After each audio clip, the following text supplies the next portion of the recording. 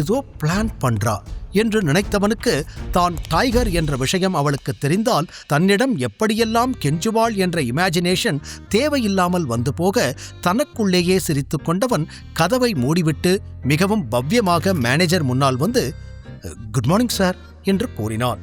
எனக்கு இந்த good morning good afternoon எல்லாம் தேவையில்லை. என்ன விஷயமோ அதை நான் ஸ்ட்ரைட்டா சொல்லிடுறேன். நீங்க என்ன நினைச்சுக்கிட்டு இருக்கீங்க உங்க மனசுல? இது ஒரு ஆபீஸ். அது உங்களுக்கு ஞாபகம் இருக்குதா இல்ல அதுவும் மறந்துடுச்சா என்று சர்வாவை பார்த்ததும் அந்த மேனேஜர் கத்த, குழப்பத்துடன் அவரை பார்த்த சர்வா, என்னாச்சு சார், எதுக்காக இவ்ளோ டென்ஷன் ஆயிருக்கீங்க, நான் என்ன பண்ணேன் என்று கேட்டான். அவனை முறைத்த மேனேஜர், அதையும் நான் தான் சொல்லணுமா, சார் என்ன பண்ணீங்கன்னு கூட தெரியாதா என்று கேட்டுவிட்டு தனது டிராயரிலிருந்து ஒரு என்வலப்பை எடுத்து சர்வாவிடம் நீட்டினார். அதை வாங்கிய சர்வா பிரித்து அதில் இருப்பதை படிக்க ஆரம்பித்தான். அதை படித்ததும் அவன் முகம் மாறியது. ஆச்சரியத்தோடு, நீங்க என்ன வேலையை விட்டு அனுப்ப போறீங்களா என்று கேட்டான். அதை கேட்டதும் அந்த மேனேஜர் முகத்தில் ஒரு திமிர் புன்னகை தோன்றி மறைந்தது. பரவாயில்லையே, புரிஞ்சுக்கிட்டேன். அதுல என்ன போட்டிருக்குன்னு நீயே முழுசா படிச்சுக்கோ.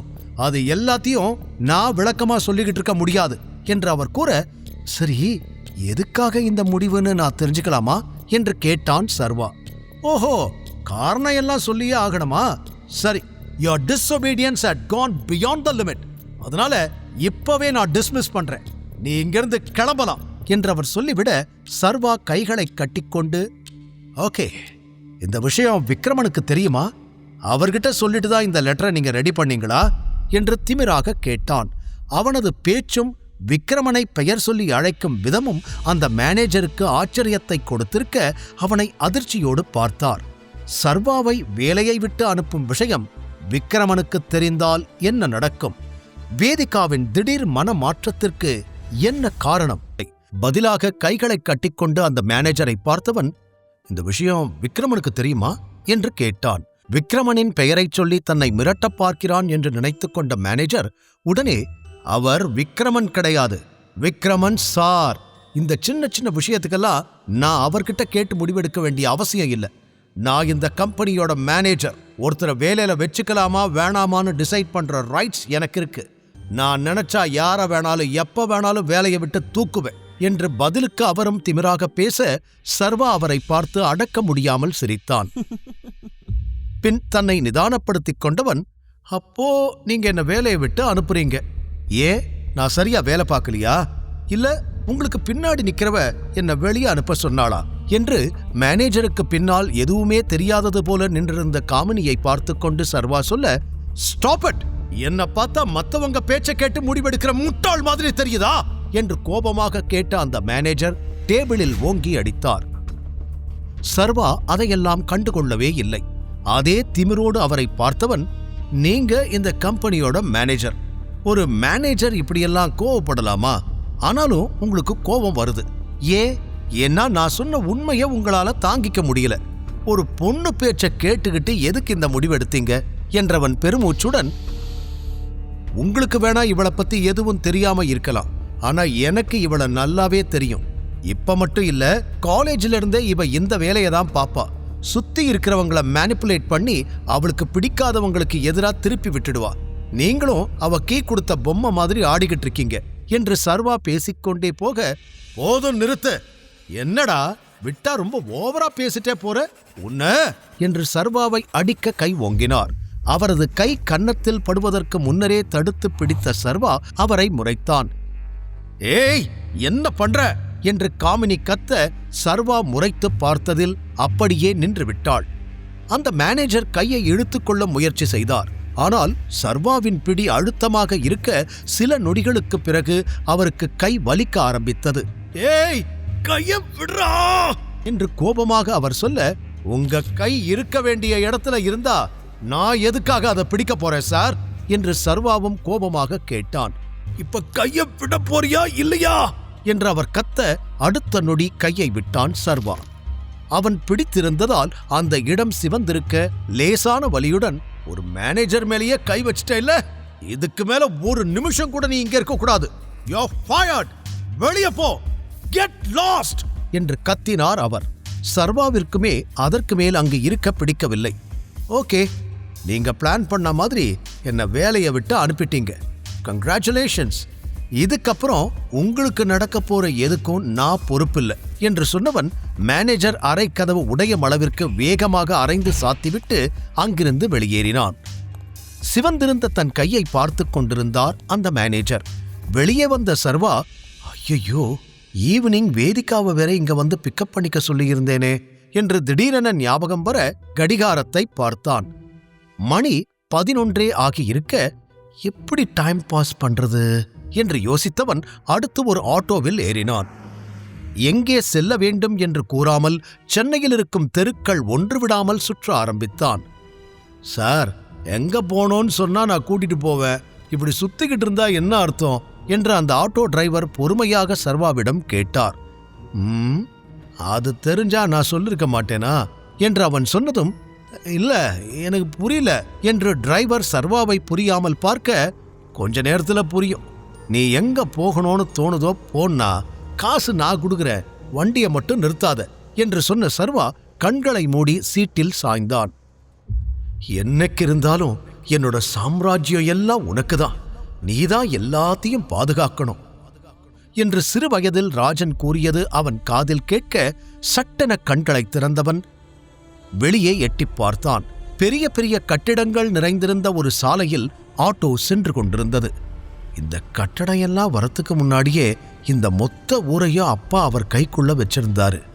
இப்போ எல்லாமே மாறிடுச்சு. ஆனா எப்படியாவது மறுபடியும் அப்பாவோட இடத்தை நான் பிடிக்கணும் என்று நினைத்தவன், அப்பாவுக்காகவோ எனக்காகவோ இல்லை, எங்களையே நம்பியிருக்கிற மக்களுக்காக நான் அதை செஞ்சே ஆகணும் என்று தனக்குத்தானே சொல்லிக் கொண்டான். அப்போது எங்கு செல்ல வேண்டும் என தெரியாமல் அங்குமிங்கும் வண்டியை உருட்டிக்கொண்டு இருந்த டிரைவர் திடீரென ரோட்டிற்கு குறுக்கே கம்பி வைத்து தடுத்திருப்பதை பார்த்தார். அங்கு சிலர் நின்று, இந்த பக்கம் வரக்கூடாது, எல்லாம் திரும்பி போ என்று சொல்லிக் கொண்டிருக்க வண்டிகள் அனைத்தும் திரும்பிச் சென்று கொண்டிருந்தது. சார், இந்த பக்கம் போக முடியாது போல, எங்க போகணும்னு சொல்லுங்க சார், யூ டர்ன் போடவா இல்ல வேற பக்கம் போகணுமா என்று டிரைவர் அங்கும் இங்கும் பார்த்து கொண்டே கேட்க சர்வா பதில் சொல்லவில்லை. அவன் பார்வை முழுவதும் அந்த கம்பி தடுப்பை தாண்டியிருந்த ஒரு லக்ஸுரியான காரின் மீது படிந்திருந்தது. நீல கலரில் இருந்த அந்த பெரிய காரின் கதவை ஒருவன் திறக்க அதிலிருந்து 6 அடி மனிதன் ஒருவன் வெளியே வந்தார். அவரது கோட் சூட் மற்றும் அணிந்திருக்கும் எக்ஸ்பென்சிவான கூலிங் கிளாஸ் அனைத்தையும் பார்த்த உடனேயே மிகவும் பணக்கார மனிதர் என்பதை சர்வா புரிந்து கொண்டான். கையில் சிகரெட்டை வைத்து புகைத்துக் கொண்டே அந்த நபர் தனது ஆட்களை பார்க்க அடுத்த நொடி அவரை பாதுகாக்கும் விதமாக பல பாடிகார்டுகள் அவரை சூழ்ந்து நின்றனர். அதில் ஒருவர் அந்த நபருக்கு குடைபிடிக்க, அதற்கு அடியில் யாரும் தன்னை நெருங்காத வண்ணம் பாதுகாப்புடன் அருகே இருந்த பில்டிங் உள்ளே நுழைந்தார் அந்த மனிதர். சர்வா அவரது முகத்தை பார்க்க எவ்வளவோ முயற்சி செய்தான். ஆனால் முடியவில்லை. அதனால் டிரைவரிடம், யாருன்னா அது, பில்டப் எல்லாம் பயங்கரமா இருக்கே என்று கேட்டான். சார், உங்களுக்கு அவரை தெரியாதா? அவருதான் ஆதிசேஷன். டைகர் போனதுக்கு அப்புறம் ஒருத்தரோட குரல் இந்த சென்னை முழுக்க, அதுவும் காசிமேடு முழுக்க கேக்குதுன்னா அது அவரோட பேர் தான். அவரை போய் யாருன்னு கேக்குறீங்க என்று டிரைவர் சொல்லி முடித்ததும் சர்வாவிற்கு அதிர்ச்சியில் மூச்சே நிற்பது போல ஆனது. அது பயத்தால் அல்ல. அவன் முகம் படபடப்பாய் தெரிந்தாலும் அதற்கு பின்னால் மகிழ்ச்சிதான் மறைந்திருந்தது. எப்படியாவது ஆதிசேஷனை பார்க்க வேண்டும் என்று பல நாட்களாக நினைத்துக் கொண்டிருந்தான். இன்று எதிர்பாராமல் அந்த வாய்ப்பு அவனுக்கு கிடைத்துவிட்டது. எப்படியாவது அந்த ஆதிசேஷன் எப்படி இருப்பான்னு பார்த்தே ஆகணுமே என்று முடிவு செய்தவன், ஆட்டோக்காரனா, நான் இறங்க வேண்டிய இடம் வந்துருச்சு, நான் இறங்கிறேன் என்று கூறி காசை பின் சீட்டிலேயே வைத்தவன் வேகமாக ஆட்டோவை விட்டு இறங்கினான். ஆட்டோ டிரைவர் அவனை புரியாமல் பார்த்து தலையை சொரிந்தார். ஆதிசேஷன் ஒரு பெரிய பாடிகார்ட்ஸ் படையுடன் அந்த பெரிய பில்டிங்கிற்குள் நுழைந்ததை பார்த்த சர்வா, இந்த ஆதிசேஷனுக்கு பாடிகார்டா இவ்ளோ பேரு எப்பவும் பக்கத்திலேயே இருக்காங்க, ஒருவேளை அப்பாவுக்கும் இந்த மாதிரி பெரிய பாதுகாப்பு இருந்திருந்தா இன்னைக்கு அவர் என் கூடவே இருந்திருப்பார்ல, அப்பா ஏன் தனக்காக எந்த பாடிகார்ட்ஸையும் பக்கத்துல வச்சுக்கல என்று திடீரென யோசனை செய்தவனுக்கு ராஜனின் ஞாபகம் அதிகமாகவே வந்தது. பிறகு, இதெல்லாம் இப்ப யோசிக்க கூடாது, கிடைச்ச சான்ஸை யூஸ் பண்ணி எப்படியாவது ஆதிசேஷனை பார்த்துடணும் என்று உள்ளே செல்ல போக, உடனே, ஏய் இந்தாப்பா என்று பின்னாலிருந்து ஒரு குரல் அவனை தடுக்கும் விதமாக கேட்டது. சர்வா திரும்பி பார்த்தான். உள்ளே செல்லக்கூடாது என்று தூரத்திலிருந்து ஒருவர் சைகை செய்ய அதையெல்லாம் கண்டுகொள்ளாமல் அவன் உள்ளே நுழைய அவனை தடுப்பதற்காக அந்த நபரும் வேகமாக ஓடி வந்தார். ஆனால் அவர் தன்னை பிடிப்பதற்குள்ளேயே அங்கிருந்து கூட்டத்தினுள் கலந்து மறைந்து போனான் சர்வா. அவனை தேடி வந்த அந்த நபர் அங்கிருந்து செல்லும் வரை மறைந்திருந்த சர்வா மீண்டும் அந்த பெரிய கட்டிடத்தின் லாபியில் சுற்ற ஆரம்பித்தான். இந்த ஆதிசேஷன் எங்க போயிருப்பாரு, இதுக்குள்ளத்தானே வந்தாரு என்று அவன் நினைத்து கொண்டிருக்கும் பொழுது சற்று தூரத்தில் ஆதிசேஷன் தன்னுடைய ஆட்களோடு நின்று கொண்டிருந்தார். உடனே அவன் மெல்லமாக ஆதிசேஷனை நோக்கிச் செல்ல ஆரம்பித்தான். அவ்வளவுதான், முகத்தை பார்க்க போறேன், இன்னும் ஒரே ஒரு நிமிஷம்தான் என்று தனக்குள் எழுந்த உற்சாகத்தையும் படபடப்பையும் தனக்குள்ளே மறைத்து தன்னை சமன் செய்து கொண்டவன் ஆதிசேஷனின் முகத்தை பார்க்க அவரை நெருங்கியிருந்தான்.